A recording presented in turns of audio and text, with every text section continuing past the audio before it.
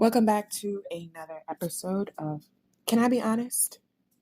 My name is Brown Rose, and welcome to my mind.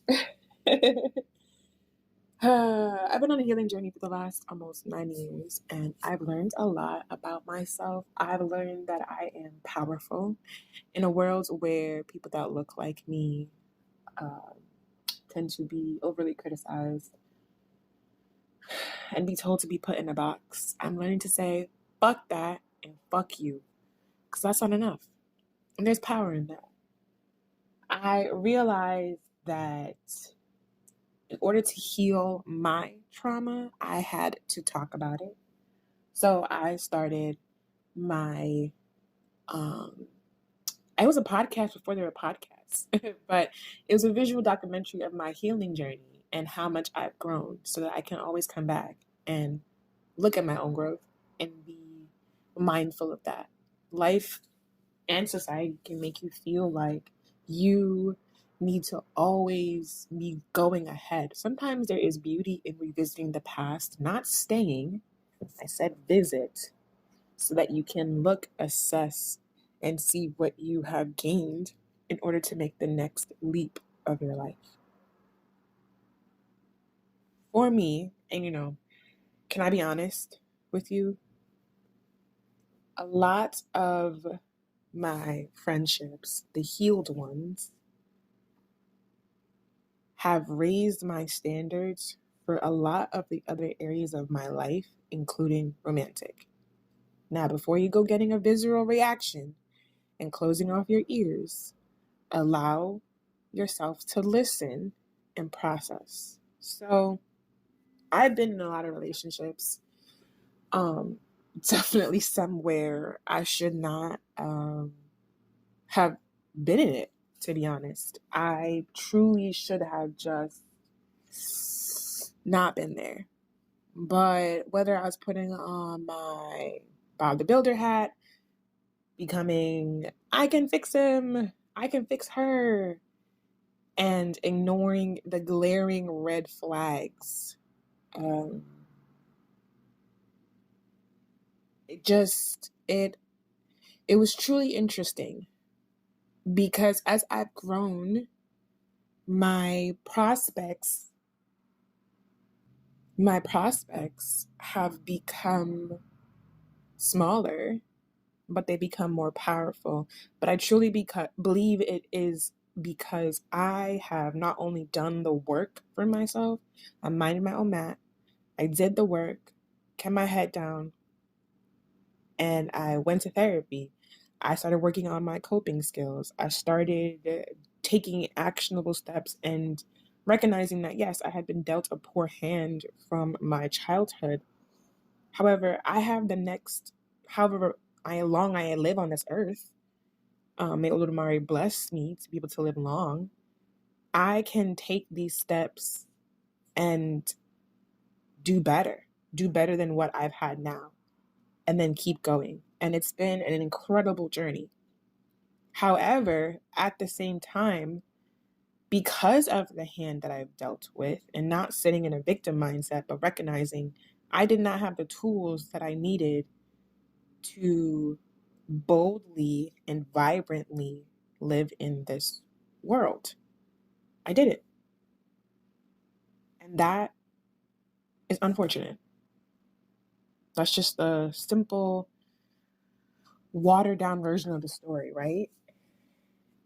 And so accepting that two things can be true at the same time, I needed, and I still need people around me that I can look to see healthy versions of love that fill me with this deep sense of belonging.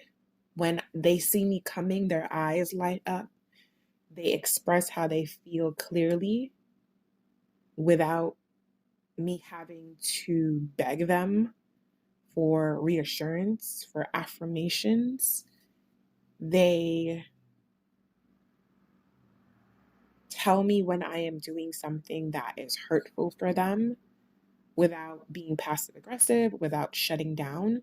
So while I am actively unlearning the skills, and I call them skills because, yes, they're maladaptive coping skills, they were something that I had to learn to adapt to my environment. Learning to adapt is a skill. But now, as I am unlearning that and reinforcing it with new coping mechanisms, that is also changing my brain. It is so beautiful to have these women in my life that are displaying these healthy behaviors to now reinforce the new pathways that my brain is learning and getting accustomed to. So, honestly, I truly believe that we need people to heal. Of course, no one can start your healing journey for you, but I truly believe that we need people to heal. And society has done such a good job of putting people in silos that healing has become this sort of competition. Like, it's not the healing Olympics. There is no prize for recognizing a lesson first and then hoarding the resources. Absolutely none. So putting people in silos, not creating community, true community, which in itself is another topic for another day. But yeah, truly, it's really tough, right? But I truly love the women in my life who've grown with me as well. I think that's also something that's beautiful. They've seen me relearn these healthy pathways. And then as I'm practicing and asking for their support and continuing to make sure that I align, they become my standard for these relationships because my friends will trick on me. If I want a new bag, a designer bag, if I want a new watch, if I want to go on that trip, if I want a new book, if I need groceries, if I need gas, my friends will show up. My friends will show up 10 toes down for me. So, as that is the standard for them, as it is for me, and it's also reciprocal relationships that continue to pour and deepen over time at a healthy rate. No love bombing over here. As we grow into our own personalities and we continue to evolve our bonds, that is the standard. Nothing less. Nothing less. And I want that for every single woman, non binary person, man. I want that for you. That is the standard. That is the standard. Calling because I need reassurance, because you know that I am anxious, and allowing me that space to be vulnerable with you, knowing that certain things are triggers for me because of my trauma, and actively planning days out with me that we can work through them together, but also making sure that I know that I can leave when I want to, listening to me and showing up with the random things that I love that I've been talking about that I'm not even cognizant that I've been saying. Being my mirror in this world, allowing me when I don't even see myself to point out the beauty that society has made me feel like I need to lose my fire, my creativity, my savviness, my just my power, my overall being. That is a standard. And if I'm honest with you, I don't see that enough.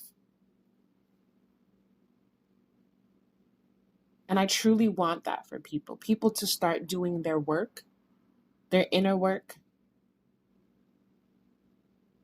Your childhood is unfortunate, yes. However, you have the capabilities to begin to heal yourself.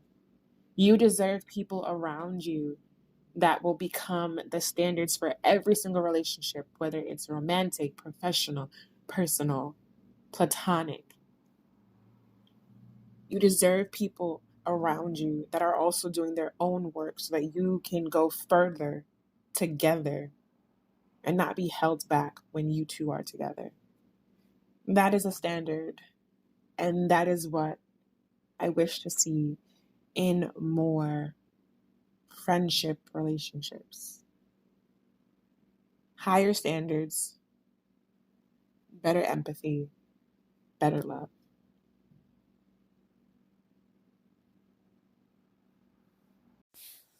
Peace, love, and light, beloved. I hope you take care of yourself.